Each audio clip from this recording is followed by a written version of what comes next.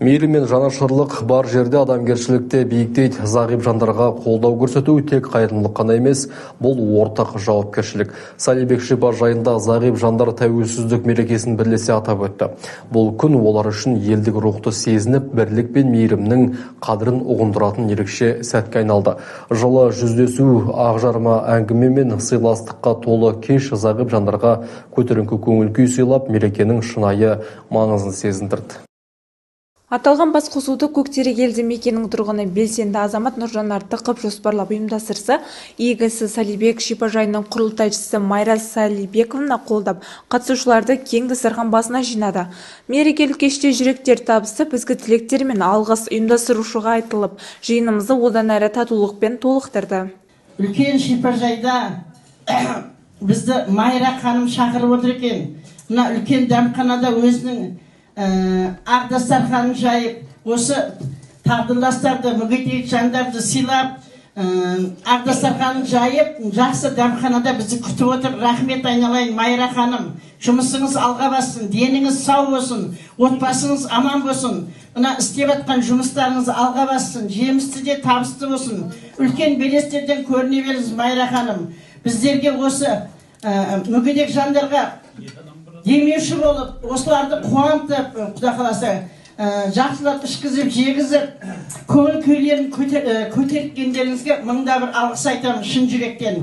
Адамзатқа қуаныш сыйлау жүректен шығатын ең асыл сезімдердің бірі. Адам баласына берілген үлкен бақыт.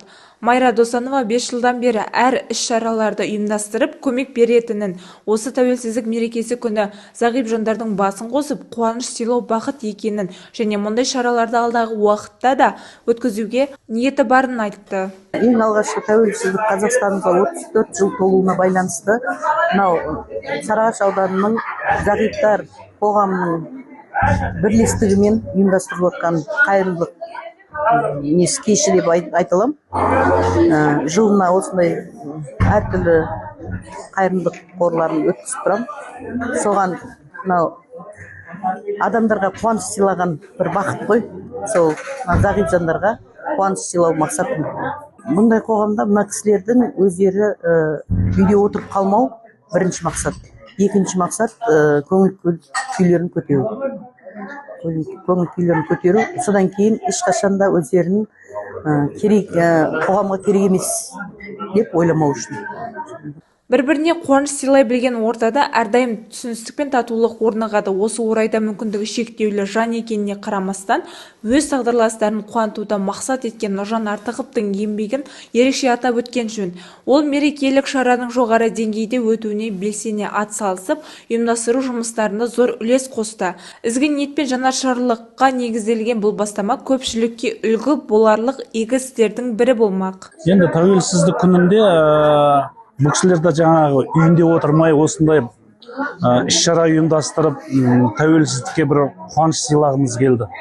Бір-бірімізге, осындай бір қуаныш сыйлағымыз келді бір-бірімізге. Рухты басқосу соңында зағип жандар көрсетілген қамқорлық пен мейірімнің олар үшін үлкен деме болғанын атап өтті. Сондай-ақ игі жиын барысында Салибек шипажайының құрылтайшысы Майра Досанова тарапынан зағип жандарға ерекше көңіл бөлініп, шипажайда ем алып тынығуға арналған жолдамалар табысталды. Бұл ізгі бастама қатысушылардың көңілінен шығып, олардың өмірге деген сенімін арттыра түсті. Майра Сәдуақасқызы, Марат Жолдасы телеарнасының жаңалықтар қызметі.